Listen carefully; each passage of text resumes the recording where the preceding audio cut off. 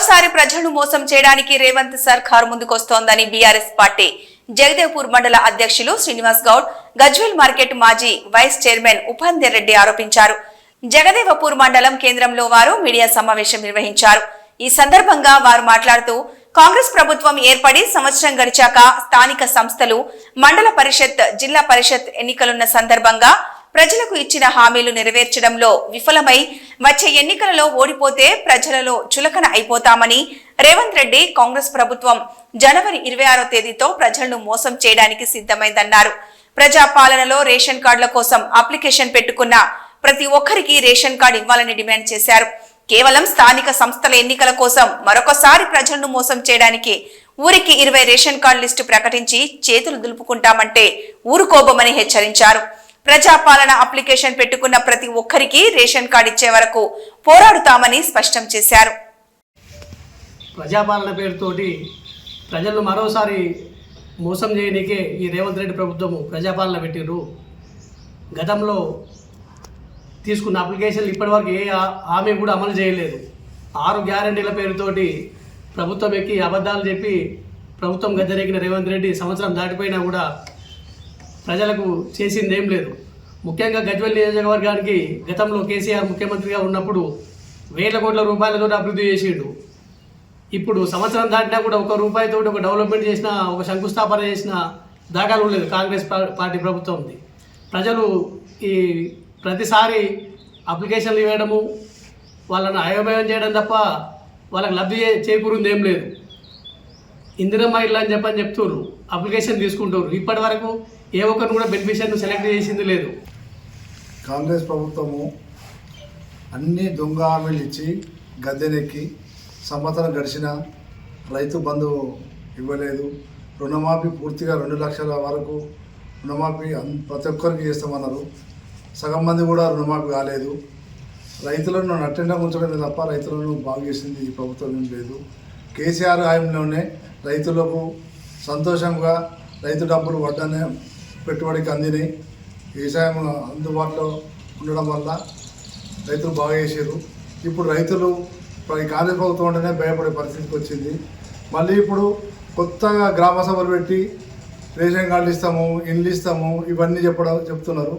చెప్పడమే కాదు, అందరికీ అర్హులందరికీ రేషన్ కార్డులు ఇవ్వాలి, లబ్ధి ఇండ్లు కూడా అందరికీ ఇవ్వడం మంచిది. మేము కూడా దానికి కూడా సహకరిస్తాము. కాకుంటే మేము కూడా తిరగబడతాము. గ్రామ సభలు కానీ ఎక్కడ కానీ కాంగ్రెస్ ప్రభుత్వాన్ని నిలదీస్తాము. రైతులకు అన్యాయం జరిగితే మాత్రం ఊరుకునే ప్రసక్తి లేదు. పింఛన్ల విషయంలో కూడా 2000 సరిపోతలేవు, 4000 ఇస్తామన్నారు. వికలాంగులకు 6000 ఇస్తామన్నారు, అది కూడా అమలం లేదు.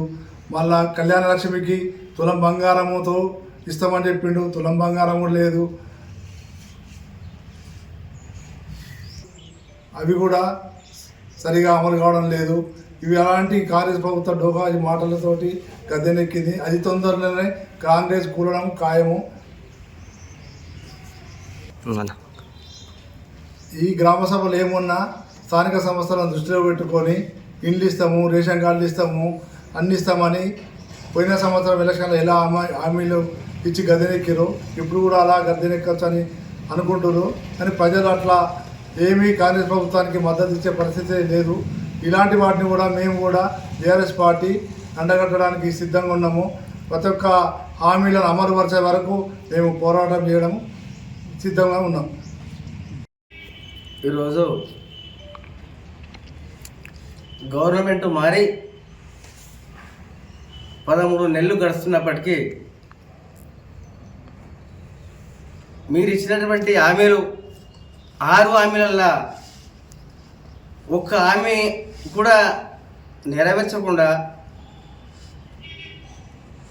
ఫస్ట్ ప్రజాపాలనని ఊళ్ళల్లో మీటింగులు పెట్టి 6 తీసుకున్నటువంటి దరఖాస్తులు, అటు తర్వాత మళ్ళీ ఒక సర్వే అని మళ్ళీ ఒక సర్వే, మళ్ళీ రెండోసారి మళ్ళీ సర్వే, మళ్ళీ ఇవాళ ఈ రోజు వరకు ఇప్పటికీ ఇవాళ పెట్టినటువంటి నువ్వు గ్రామ సభల్లో ప్రతి గ్రామానికి వచ్చేటి అంటే ఒక మండల కాన్స్టిట్యూన్సీకి వచ్చేటి మొత్తం 3500 ఇండ్లు అయితే ఒకటే ఇంట్లలో ఒక ఊరు లేని 300 వచ్చినాయి, 200 వచ్చినాయి చెప్పి లిస్ట్ చదువుకుంటూ పోతుంటే ఈ లిస్ట్లో వచ్చినటువంటి ఈ 300, 200 ఇస్తే ఒక్క కాన్స్టిట్యూన్సీకి ఎన్ని వేల ఇండ్లు వస్తాయి?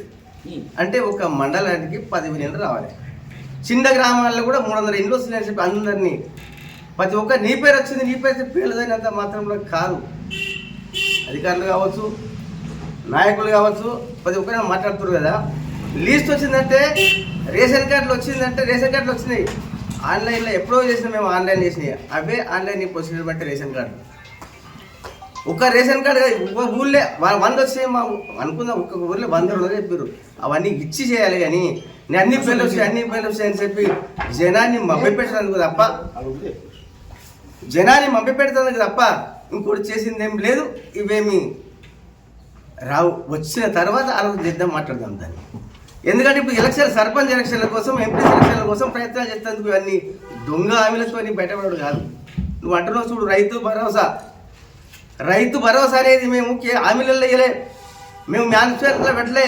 కేసీఆర్ పెట్టకుండా ఇచ్చినటువంటి కేసీఆర్ రైతు బంధు పేరు మీద ఎంతమంది ప్రతి ఒక్క రైతుకు ఉన్నా లేకున్నా ప్రతి ఒక్కరికి కూడా ప్రతి 6 నెలలకు ఒకసారి కంపల్సరీగా ఇస్తుంది.